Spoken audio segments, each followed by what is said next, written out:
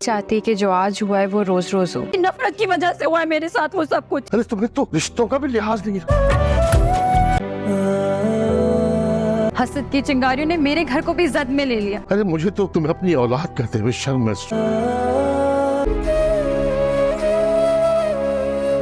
मेरे साथ में प्लीज मेरी वजह से आप ड्रामा सीरियल चालबाज के आने वाले एपिसोड में आप लोग देखेंगे असद अपनी बीवी की बात सुनकर जो अपने भाई से बगावत कर रहा है, ये बगावत उसे बहुत महंगी पड़ने वाली है, क्योंकि जब इसकी बीवी की इसके सामने असलियत आएगी तब ये पछताता रह जाएगा कि इसने आखिर कर क्या दिया अपने भाई के साथ। लेकिन आशिर अभी भी अपने बड़े भाई की इज्जत कर रहा है और अपने बड़े भाई की हर बात को अहमियत दे रहा है, लेकिन असद उसके साथ बहुत गलत तरीके से पेश आ रहा है। और इस बात तो असद ने अपनी मनमानी ही चला ली, अपना फैसला सुना दिया। आखिर ताया अबू की तबीयत भी बिल्कुल ठीक हो गई और वो घर पर आ गया। इस दफा ताया अबू की जान तो जानी पक्की थी, लेकिन इस बार आयजा की कोशिश नाकाम गई। उसने जो प्लान बनाया था कि ताया अबू को गलत दवाएं देकर मैं उनकी जान ले लूंगी और सारा का सारा इल्जाम ईशर के ऊपर डाल दूंगी, लेकिन ये इसका प्लान फेल हो गया और ताया अबू बिल्कुल ठीक सही सलामत अपने घर पर वापस आ गया। जब हॉस्पिटल से ताया अबू को डॉक्टर्स डिस्चार्ज कर देंगे तो आशिर अपने बाप को घर ले जाने के लिए इंतजार कर रहा होगा कि मैं और भाई बाबा को घर ले जाएंगे। सीढ़ियों पर बाप का इंतजार कर रहा होगा कि असद भाई आएंगे और मुझे बताएंगे, फिर हम दोनों मिलकर बाबा को घर ले जाएंगे। लेकिन उसके इंतजार करते करते उसके पास ईशल आ जाएगी और ईशल उससे कहेगी, आशिर तुम यहाँ पर क्यों खड़े हो? तो आशिर अपनी बीवी से कहेगा, मैं बाबा को घर ले जाने के लिए यहाँ पर इंतजार कर रहा हूँ। लेकिन असद तो ईशल के सामने अपने बाप को घर ले जा चुका होगा और वो इस बारे में अपने भाई से जरा भी डिस्कस नहीं करेगा और ना ही अपने भाई को बताएगा, ना ही उसकी कोई हेल्प लेगा। लेकिन आशिर अपने बड़े भाई की इज्जत अभी भी कर रहा होगा और अपने बड़े भाई के कहने का इंतजार कर रहा होगा। जब आशिर को उसकी बीवी ये बात बताएगी कि असद भाई तो बाबा को घर ले गए हैं, तो आशिर ये बात सुनकर हैरान हो जाएगा कि असद भाई ने एक बार भी मुझे नहीं बताया और ना ही उन्हें मेरी हेल्प की जरूरत पड़ी, क्योंकि असद पूरी तरह से बदगुमान चल रहा है अपनी बीवी की बातों में आकर और उसका दिमाग खुद का दिमाग नहीं बल्कि उसकी बीवी का दिमाग काम कर रहा है और वो जो कुछ भी कर रहा है अपनी बीवी के दिमाग से कर रहा है। वो अपना दिमाग कहीं खो चुका है। लेकिन आशिर जो कुछ भी कर रहा है वो अपने दिमाग से कर रहा है,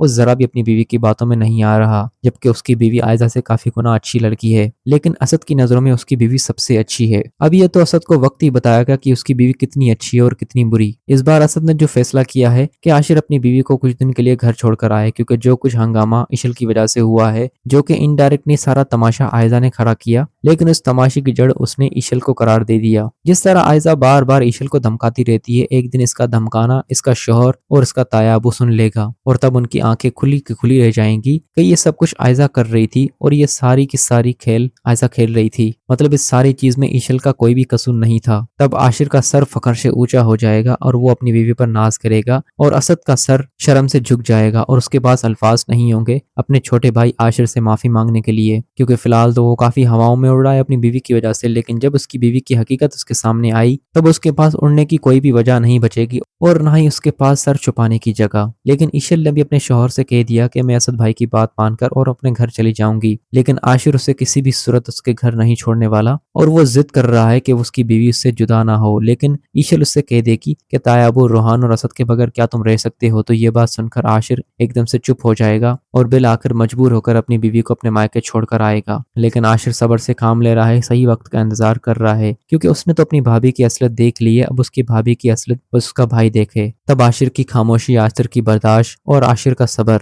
असद से उसका सारा हिसाब ले लेगा।